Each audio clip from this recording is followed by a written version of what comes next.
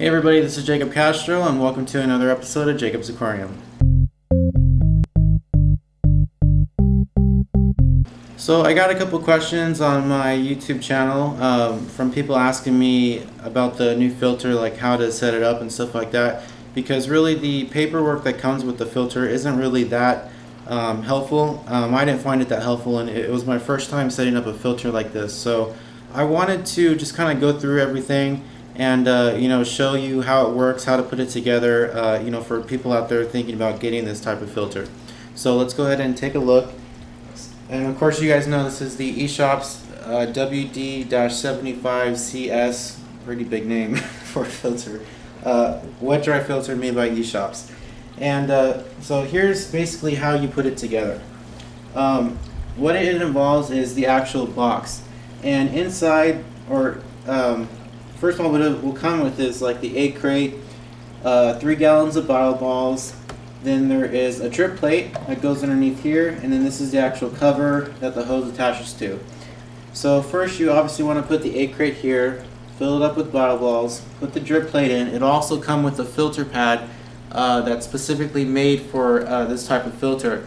Now you can make them yourselves like I told you guys to do, but what I did find out is that other filter pads that they sell out there, they're a little too thick and they block the flow of the hose. So most likely you should just end up buying the filter pads that are made specifically for this filter, because they are much thinner and they still do a great job of filtering the water. It's just they're made for this filter in particular, so they'll work better. But you can find a filter pad out there that's thinner, but they're very hard to find. And you also can use there's a filter pad called a 200 micron filter pad, and those work well, but they do kind of build up debris very quickly, and they could clog your filter and make the water overflow because it's catch a lot of debris, because the filter pad's very fine, so it traps everything, But really you should just use the ones that come with the filter. So you'd put the filter pad in there, and then you'd put this on top of it like this.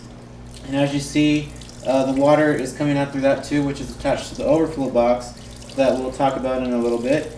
And then the water will drip or will come out of the hose and go onto the filter pad, get filtered through the filter pad, and then go over the bio balls, giving you very efficient biological filtration. And then it'll come down into here. There's a little space in here where you can put an air pump to kind of aerate the water, which that's what I've done. I have one right here, a little air stone going inside. Kind of does a good job of aerating the water. Any extra aeration you can get is worth it. And then you obviously have to buy a pump, and the pump will sit in this section of the actual filter. This is for extra stuff you want to put in. If you have a saltwater aquarium, you'll put a protein skimmer in there and all types of other stuff. I've also put an ultraviolet sterilizer in there as well. It's called the Green Killing Machine. Perfect name because it does exactly that. It makes the water crystal clear and not green with algae. So, and you can also put your temperature thing in there like I have as well. And also, I'm going to be setting up this thing also. This is a chemical media reactor, and there's carbon in this reactor right now that I'm using to kind of, as you guys know, carbon takes away odors and discolorations in the water. So I'm going to set that up pretty soon. I'm just waiting for a pump, and then I'm going to get the proper size tubing for that.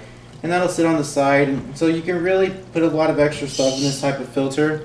That's why I wanted a wet dry filter, because they're so much easier to maintain. You can add a lot of other stuff. So now that we've gotten over that, basically once you put that together, then it's time to come up to the overflow box, and then you put together the overflow box. So now let's talk about the overflow box. The overflow box has 2 different types of things. It has a little overflow box inside. It's one overflow box together, but there's 2 different parts. This actually screws together with a little nut right here. If you want to get a close-up of this so people can see it up closer, there's a little nut in there that tightens, and it connects the black part to the clear part. And then it'll come with the siphon tube that you put in here, and then it also comes with a little screen that you can put over the little intake tube here. And let's talk about this intake tube because this is actually pretty unique. There's a snail on here, but we'll take that off. There you go. This is the intake tube that you put over the actual wet dry filter. Okay, it's still working fine. And what they've done is they've done something really cool is they put this little piece of tubing right here. And what this does is it helps to muffle the kind of slurping noise that the filter would make. Usually with wet dry filters you get this kind of slurping noise when the water goes into the tube, but they glued this little piece of plastic tubing here that kind of muffles that sound, and it actually prohibits the water from fully doing a circle and kind of creating a little tornado effect in the actual overflow box. So it muffles the sound very well, and it just slips right into this little opening into the bottom, and then it'll just come up to that water level. So now let's talk about the siphon tube. The siphon tube is obviously very important because this is what takes water from the little overflow box and brings it into your filter.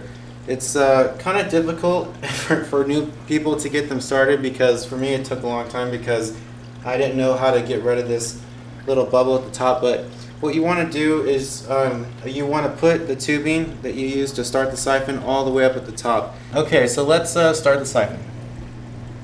I'm going to take it out, put the tube all the way to the top, like this.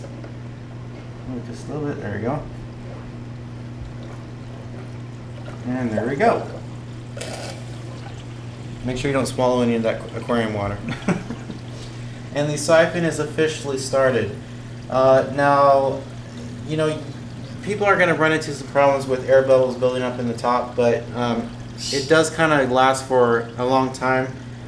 So even though there is air inside, it'll gradually take away the pressure of the siphon, but it still works. It just every now and then you have to start the siphon again and get it going, and it should be good to go. But that's how you start the siphon. You just got to make sure you put the tubing all the way to the top, like I said, to suck out all the air.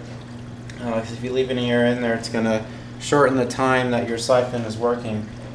And that's pretty much all there is to it. And when you assemble this, there's a little bulkhead type thing that attaches right here, and then you attach the hose to it, and then attach the hose to that.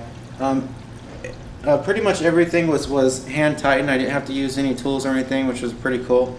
And you didn't have to use any PVC glue or anything. You just stick it right in there, and the pressure of it is good enough. The only thing that I did have to use a little tightening thing on was the actual outtake tube over here, because the plastic piece didn't really create a lot of pressure. It was pretty loose. So that's pretty much everything that you have to do.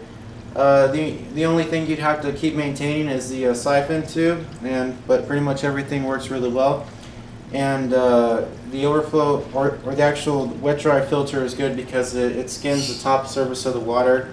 That way stuff doesn't build up and you don't get that kind of skin that builds up on top of the water. It's always crystal clear. So that's pretty much how this filter works. That's how it operates, and that's how you put it together. It's pretty simple. They can be expensive. You got to kind of shop around for deals. I got this one on sale. I was pretty lucky. But usually these filters are $180. I got mine for $150. It was on sale on drfosterandsmith.com. Pretty good deal for this type of filter considering how much they are. They do have different sizes and bigger ones. They have ones that are made for 500-gallon aquariums, but of course I didn't need that one. But it's a nice filter. I like it. It works very well for me. So thanks for watching this episode of Jacob's Aquarium. I really appreciate it. Don't forget to subscribe and all that good stuff, and I will see you guys next time.